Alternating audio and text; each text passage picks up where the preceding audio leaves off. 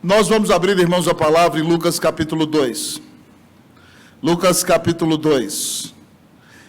Eu prometi no domingo passado que os próximos 4 sermões que eu pregaria seriam nos cânticos de Lucas.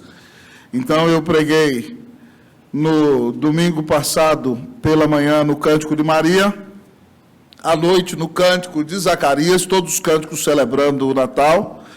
Na manhã de hoje eu preguei no Cântico dos Anjos, glória a Deus nas alturas e paz na terra entre os homens, e nós vamos concluir, ainda vamos pregar muitas mensagens até o Natal, quase todas elas sobre o Natal, mas para terminar os cânticos nós vamos ler o Cântico de Simeão, chamado Nunc Dimittis, em latim, né?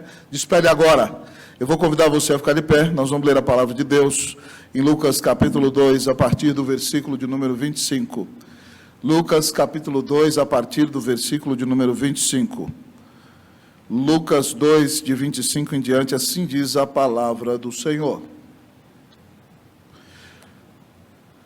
Havia em Jerusalém um homem chamado Simeão, homem este justo e piedoso que esperava a consolação de Israel, e o Espírito Santo estava sobre ele. Revelara-lhe o Espírito Santo que não passaria pela morte antes de ver o Cristo do Senhor. Movido pelo Espírito, foi ao templo. E quando os pais trouxeram o menino Jesus para fazerem com ele o que a lei ordenava, Simeão o tomou nos braços e louvou a Deus, dizendo: agora, Senhor, podes despedir em paz o teu servo, segundo a tua palavra, porque os meus olhos já viram a tua salvação, a qual preparaste diante de todos os povos, luz para a revelação aos gentios e para a glória do teu povo de Israel. E estavam o pai e a mãe do menino admirados do que dele se dizia.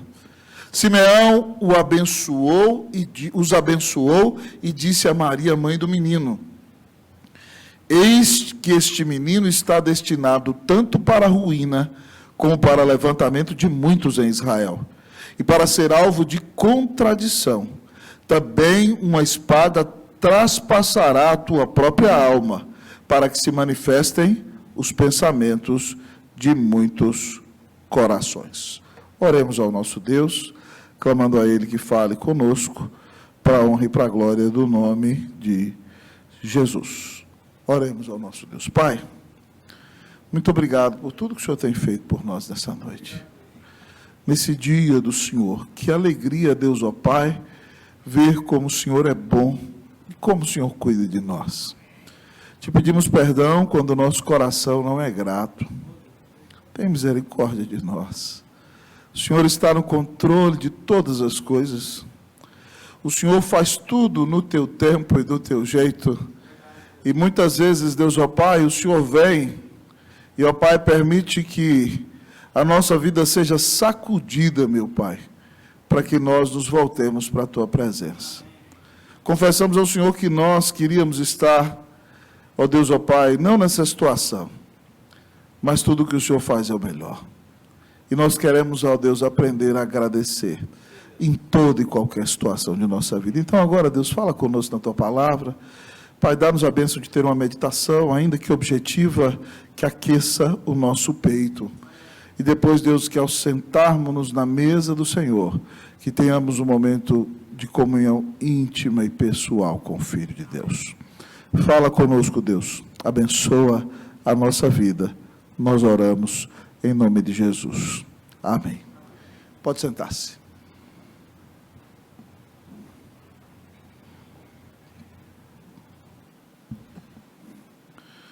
Alguns anos atrás, meus queridos irmãos, formou-se num seminário presbiteriano na cidade de Londrina, um jovem que era primo de um pastor muito famoso e conhecido no Brasil.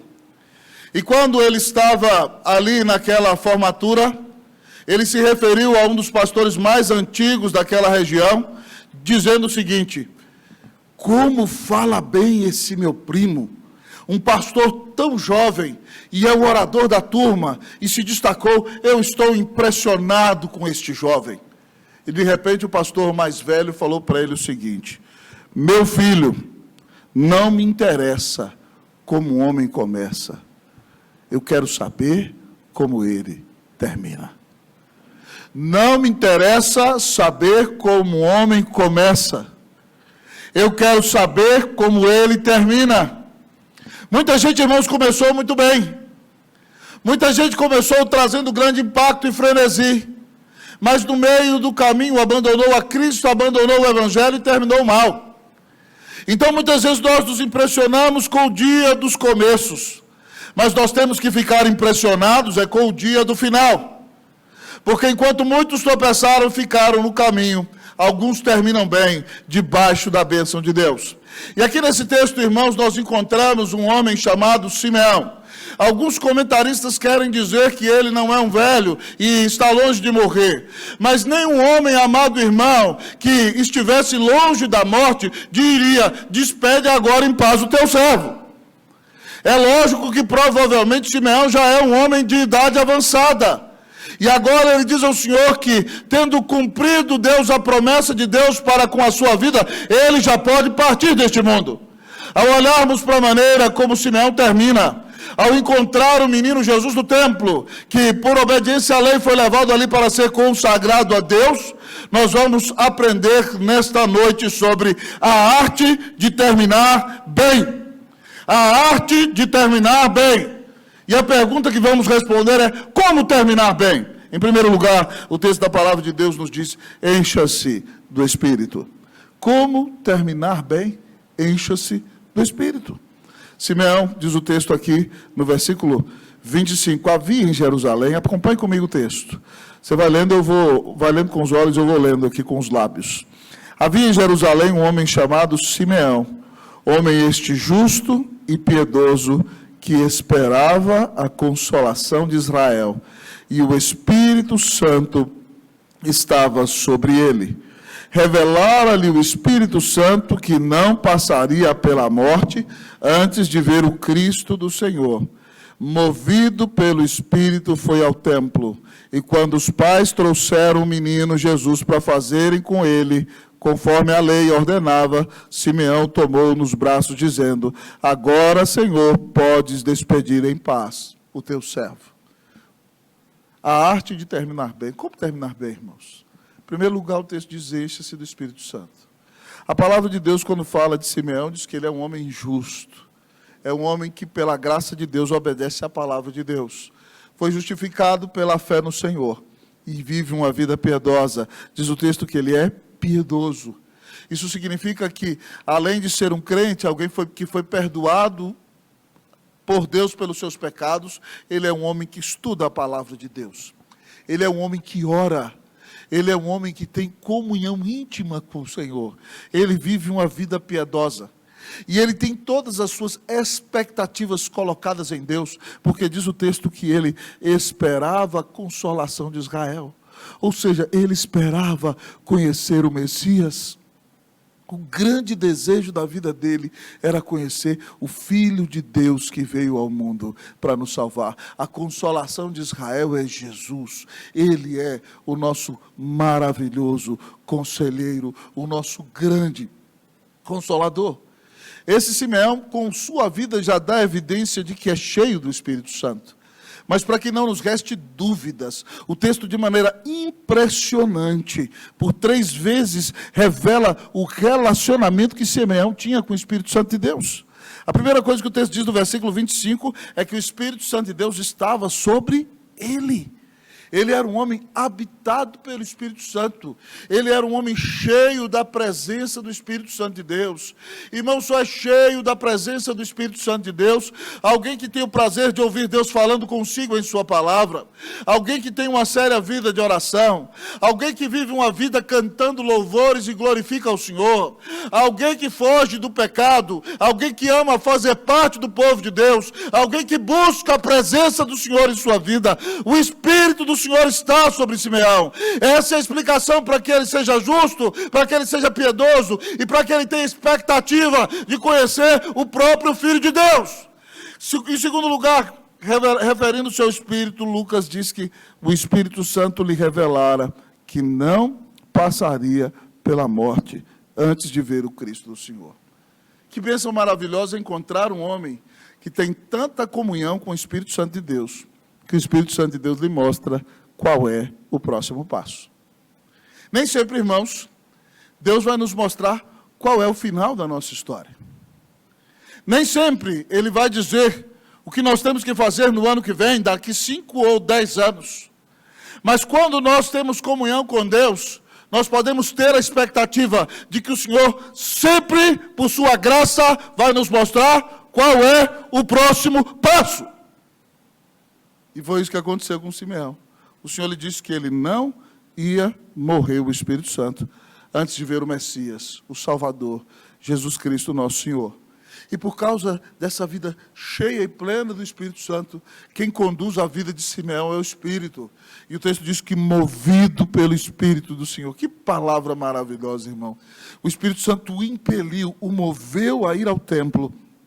E os pais do menino Jesus o trouxeram ali para consagrá-lo, conforme a lei dizia. E Simeão então vê em sua vida o cumprimento da promessa e diz: despede agora, Senhor, em paz o teu servo. Nós vemos que Simeão é um homem cheio do Espírito Santo. E se eu e você queremos terminar bem, irmãos, nós precisamos buscar o enchimento do Espírito. Sabem por quê?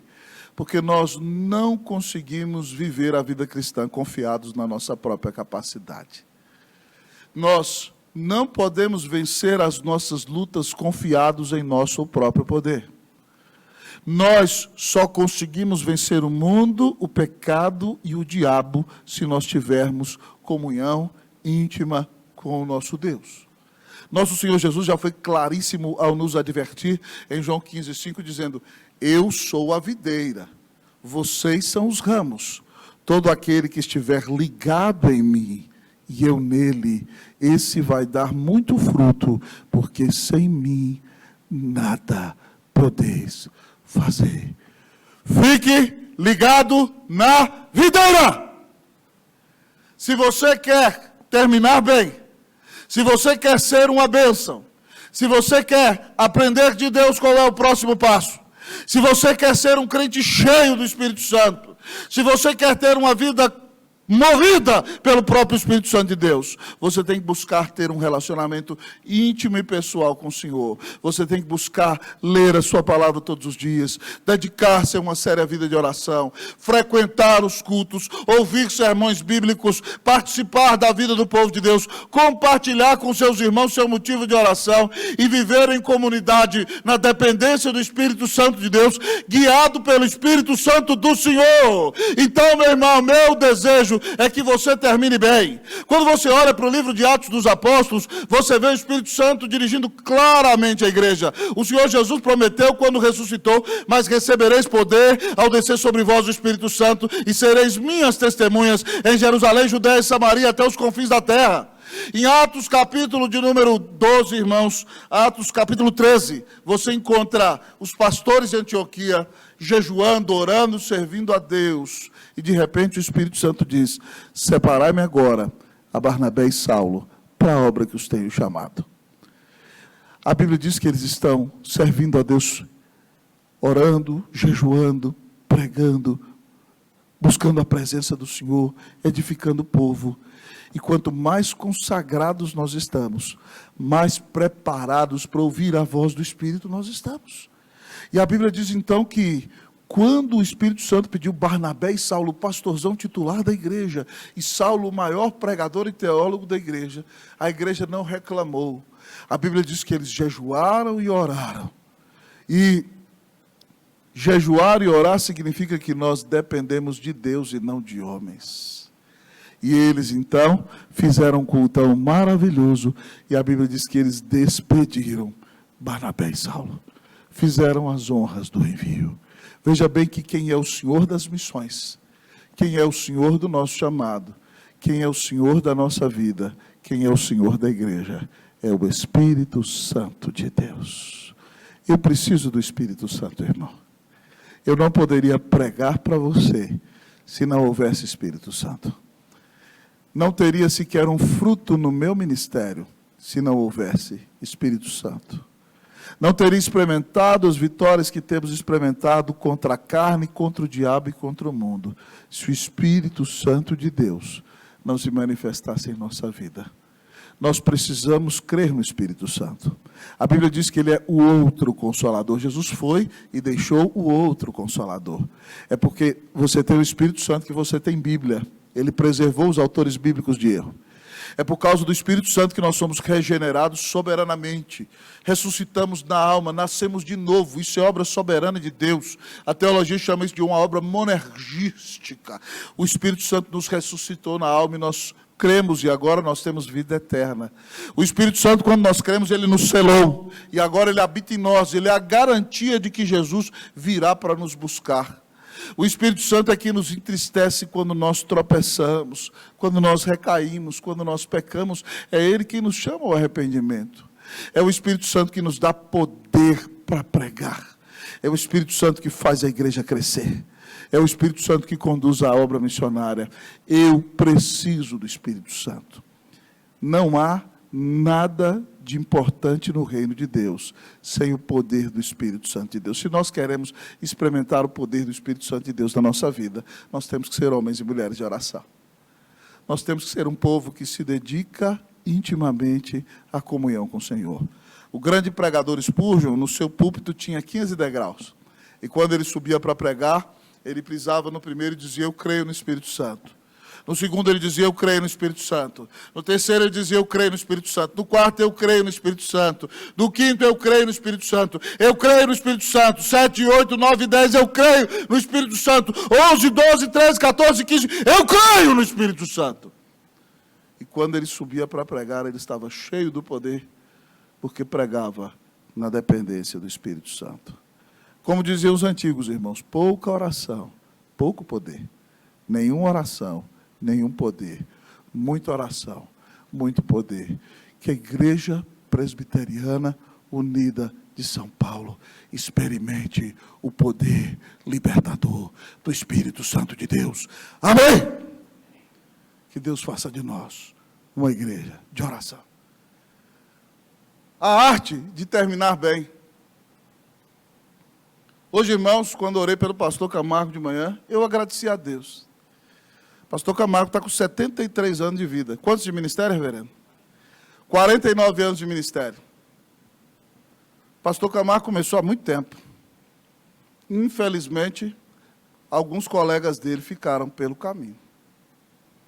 Alguns tropeçaram, outros correram nas agruras do ministério, outros, por causa de seus pecados, perderam suas famílias. Mas Deus tem sustentado o nosso reverendo. E ele ainda vai ter longa vida, amém, reverendo? Deus é quem sabe, é? Mas que bênção é poder ver um testemunho de um servo sendo guardado 49 anos com fidelidade na presença do Senhor. Eu quero chegar nessa etapa desse jeito. Eu quero terminar bem. Você quer terminar bem? O texto nos apresenta a arte de terminar bem. Como terminar bem, pastor? Em primeiro lugar, encha-se do Espírito Santo. Em segundo lugar, o texto diz: agradeça ao Senhor. Como terminar bem? Agradeça ao Senhor. Vejamos como atua esse nosso irmão Simeão. Nós vamos ler versículos 28 a 32. Eu leio o 28, vocês o 29, eu o 30, vocês o 31, nós todos o 32. Simeão o tomou nos braços e louvou a Deus, dizendo: vocês...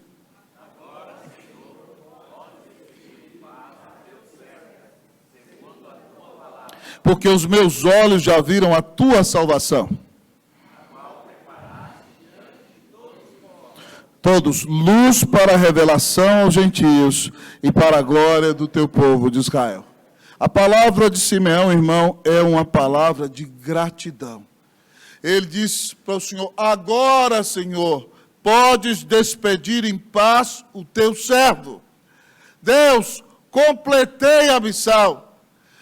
Já vivi tudo que eu tinha que viver aqui. Já chegou a hora de me promover. Despede agora em paz o teu servo. Pediu as contas. Entregou a carta de demissão. Senhor, pode me levar para a glória. E ele agradece numa atitude maravilhosa e diz o porquê. Porque os meus olhos já viram a tua salvação. Esse homem agradece porque Deus é o Deus fiel. E ele está partindo para encontrar-se com o Senhor daqui a pouco. Mas ele está grato porque aquele menino que ele está pegando nos braços ali vai salvar gente de cada raça, de cada tribo, de cada língua, de cada nação. Ele diz: essa salvação tu a preparaste diante de todos os povos. Jesus é o Salvador de pessoas de cada raça, de cada tribo, de cada língua, de cada nação. Disse Simeão para nós que ele é a luz para a revelação aos gentios e a glória do povo de Israel. Pessoas da China, do Japão, da Índia, da Suécia, da Rússia, da Ucrânia, da Hungria, da Itália, dos Estados Unidos, do Canadá, do México, da Guatemala, do Chile, da Argentina, do Uruguai, do Brasil, todas elas podem ser salvas, porque Deus amou ao mundo de tal maneira que deu o seu Filho unigênito, para que todo aquele que nele crê não pereça, mas tenha vida eterna. Simeão agradece, ele vê o Salvador, e ele sabe que bênçãos exponenciais e maravilhosas alcançarão o mundo inteiro.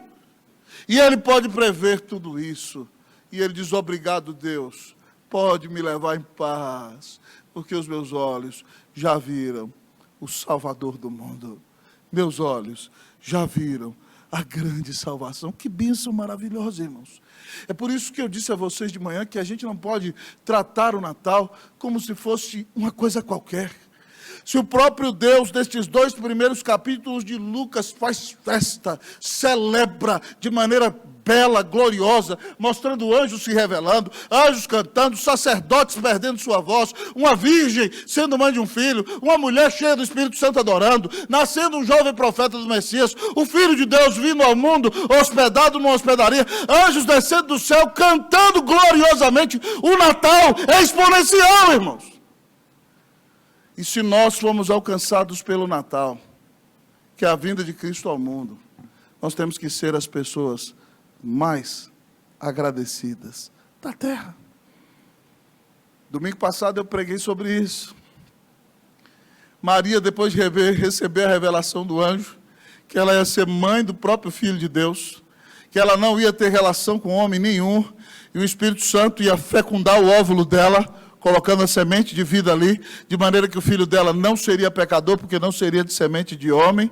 Ela recebe a notícia que Isabel, sua prima, está grávida, com 6 meses de gravidez, e ela viaja até as montanhas de Judá, e quando ela entra na casa de Isabel e a saúda, Jesus já está no ventre de Maria, e de repente, então, querido amigo e irmão, a palavra de Deus nos diz que Isabel exulta, dizendo: bendita és tu entre as mulheres, e bendito é o fruto do teu ventre, e de onde me provém que me venha me visitar a mãe do meu Senhor, porque quando eu ouvi a voz da tua salvação, da saudação, a criança saltou dentro de mim, saltou de alegria dentro de mim. João Batista fazia festa, porque Jesus estava chegando na casa dele. Maria, diante daquele momento, irmão, começou a cantar: minha alma engrandece ao Senhor, meu espírito se alegra em Deus, meu Salvador, pois com poder tem feito grandes coisas, e com misericórdia demonstrado amor. Cante comigo o refrão dessa música: Santo, Santo, Santo és, Senhor,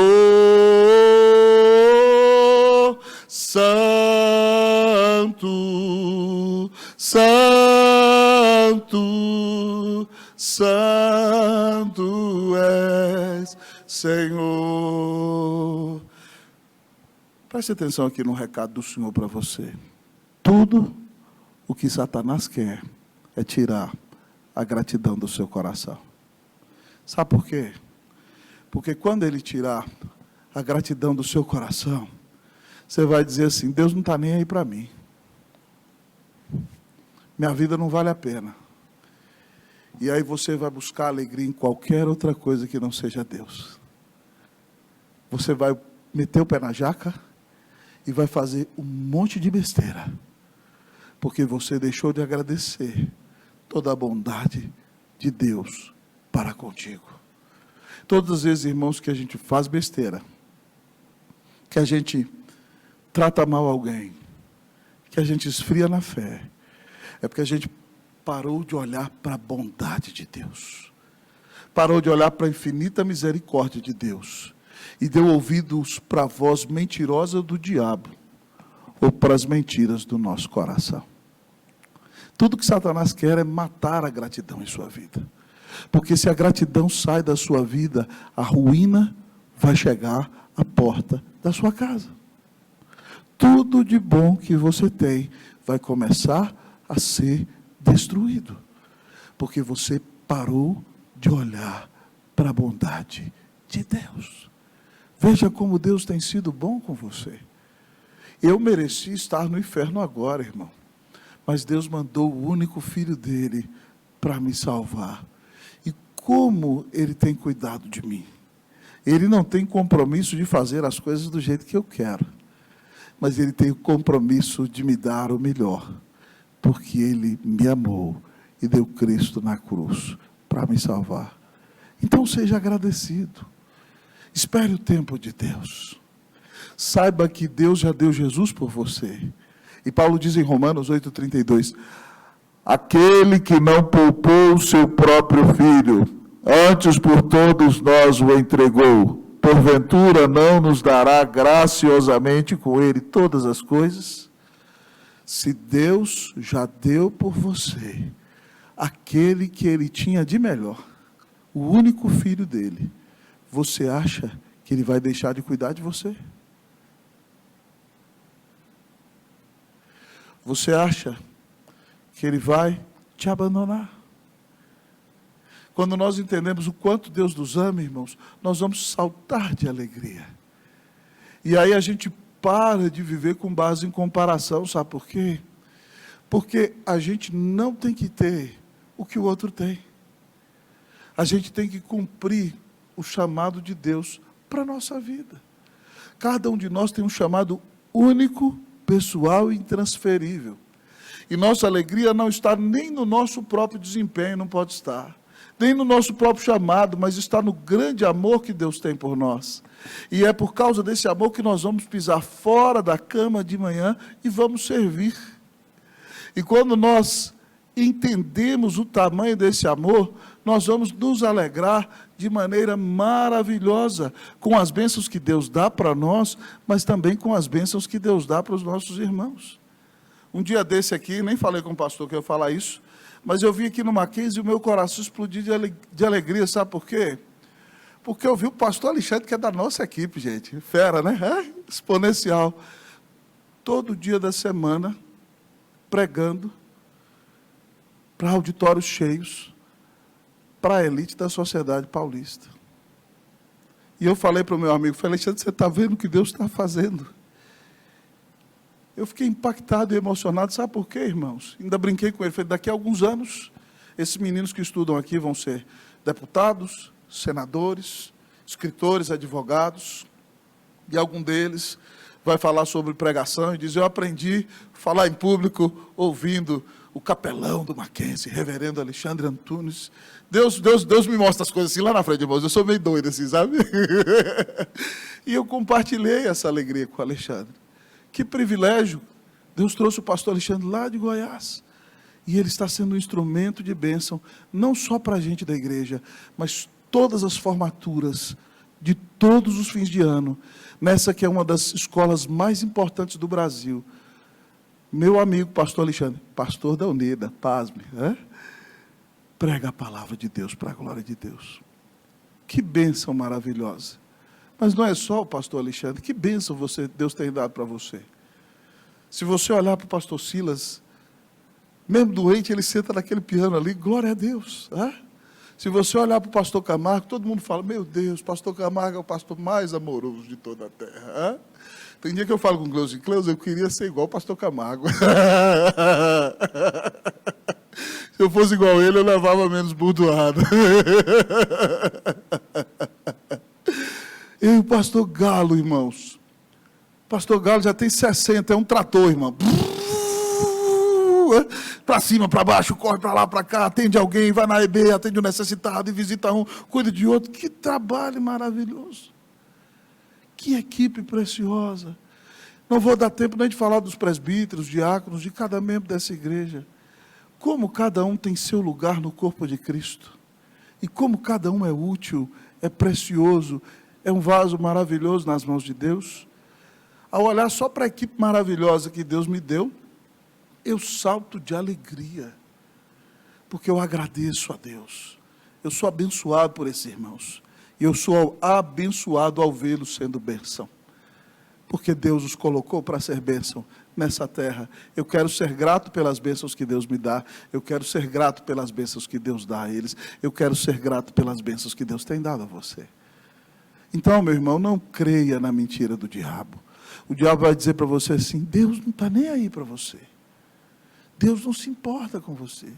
Se você não se virar nos 30, você se estrepa. E você fala assim, sai para lá, Satanás.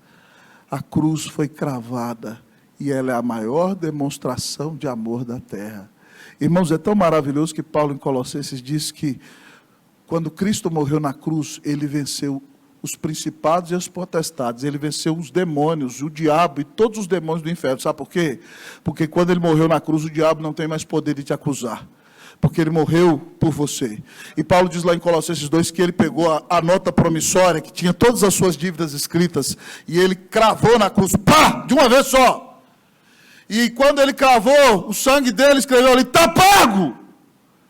Você não deve nada no tribunal de Deus, está pago. Ninguém tira você das mãos de Jesus. Você foi perdoado. Você foi lavado no sangue do eterno Filho de Deus. Está pago. Ninguém arrebata você das mãos do Senhor. Então repreenda o diabo todas as vezes que ele quiser semear ingratidão no seu coração, porque você é amado, você é eleito, Jesus morreu por você, a vitória já é sua. Louvado seja o nome do Senhor. Que Deus nos dê um coração agradecido, em nome de Jesus. Amém.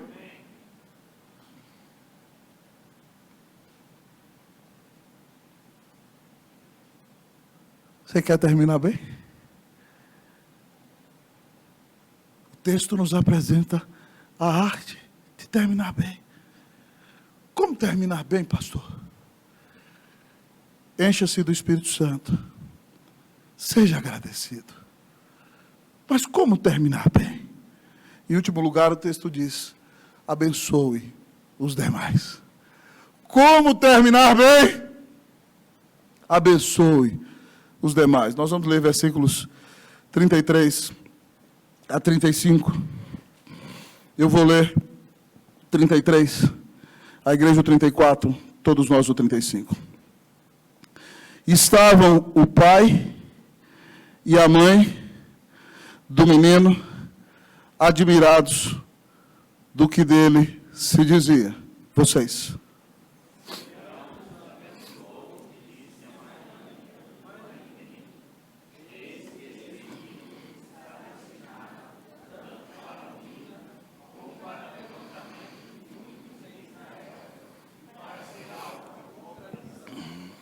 Todos os 34. Também uma espada traspassará a tua própria alma, para que se manifestem os pensamentos de muitos corações. Louvado seja Deus, irmãos. Simeão termina abençoando. Eu quero perguntar para você, sua vida é uma bênção? Suas palavras são bênção? Depois que você passar desta vida, sua vida terá sido uma bênção. Eu me lembro da história, amados irmãos, de Alfredo Nobel. Alfredo Nobel é aquele que deu nome ao Prêmio Nobel da Paz, ao Prêmio Nobel da Ciência, que personalidades ilustres recebem no dia de hoje, quando fazem uma grande realização. Mas eu não sei se você sabe que Alfredo Nobel foi o inventor da dinamite. que começou a ser usada no trabalho de minas e mineração no tempo antigo. Mas logo em seguida, já no século XVIII, no final do século XVIII, século XIX, ela começou a ser usada como arma de destruição massiva, arma de destruição da humanidade. E aí, então, o irmão de Alfredo Nobel morreu. E aí, algumas pessoas do mundo acharam que era ele que tinha morrido. E os grandes jornais da Europa, quando o irmão dele morreu, publicaram: morreu Alfredo Nobel, o maior assassino da história da humanidade. Alfredo Nobel ficou tão assustado com a fama que ele tinha, que ele disse o seguinte: eu preciso fazer alguma coisa diferente.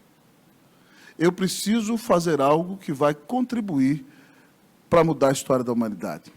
E foi aí que ele criou a fundação e deixou muito dinheiro para premiar pessoas que fizessem grandes descobertas da ciência, que lutassem pelo bem da humanidade, que fossem instrumento de paz entre os homens. Martin Luther King, por exemplo, ganhou o Prêmio Nobel da Paz.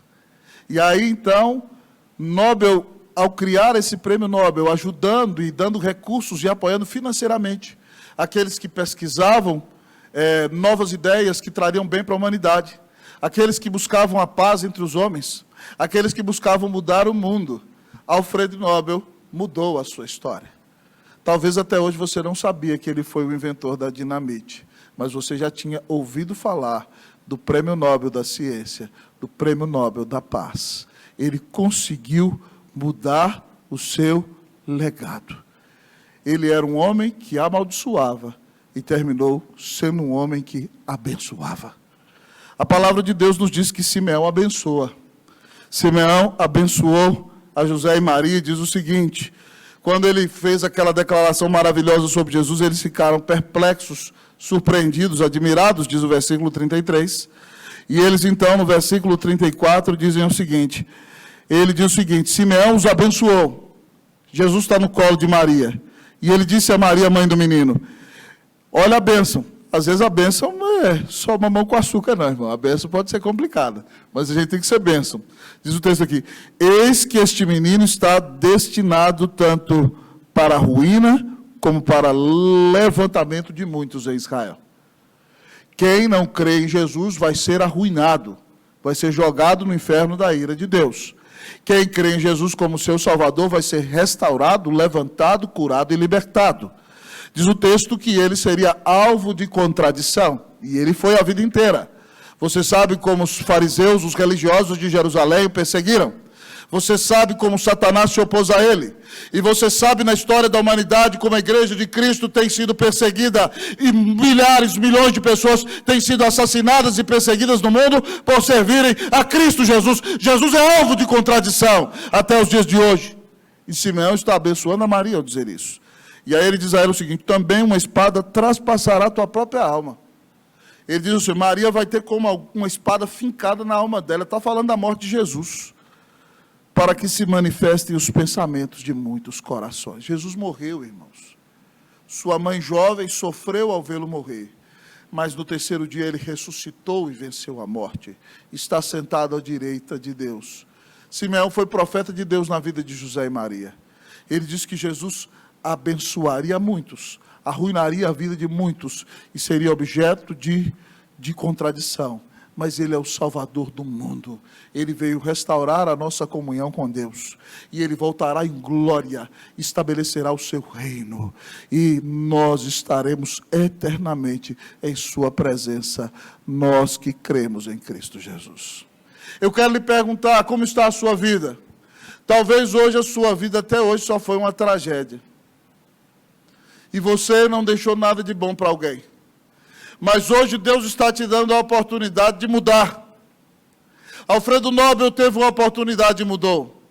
E você que foi salvo por Jesus pode mudar. Qual o legado que eu e você vamos deixar? Deus nos chamou para ser uma bênção. Deus nos chamou para sermos uma bênção na vida de nosso cônjuge, nós que somos casados. Deus nos chamou como pais para abençoarmos nossos filhos e levá-los aos pés do Senhor. Deus chamou os filhos para serem bênção também na vida de seus pais, para a honra e para a glória do nome de Jesus. Deus nos chamou para que nós sejamos bênção na vida daqueles que estão ao nosso redor, no nosso trabalho, na nossa escola, no nosso colégio. Deus nos chamou para ser uma bênção na vida da igreja. Ah, querido amigo e irmão, e depois que nós passarmos, não para a nossa própria glória, mas para a glória do nome de Jesus, que fique o testemunho e o legado de que nossa vida honrou o Senhor, de que nossa vida abençoou o próximo, de que nós fomos instrumentos de transformação, que pessoas vieram a Cristo, famílias foram restauradas, vidas foram transformadas por causa do agir de Deus em nossa vida. Sua vida é uma bênção, meu irmão. Dentro da sua casa, sua vida é uma bênção. As palavras que você dirige ao seu cônjuge são bênção. Seus filhos reconhecem que você é uma bênção.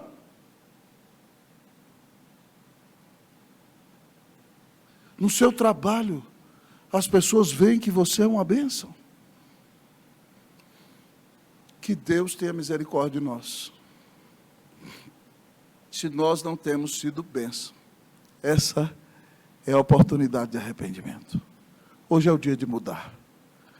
Hoje é o dia de dizer: Senhor, me perdoa.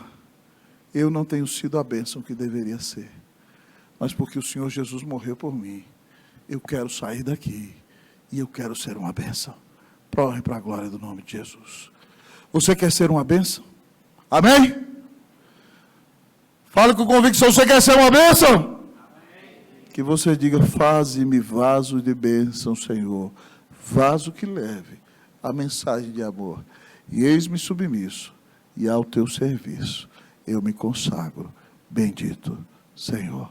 Que Deus faça de nós instrumentos de bênção, que muita gente creia em Jesus, que vidas sejam transformadas, porque o Espírito do Senhor habita em nossa vida.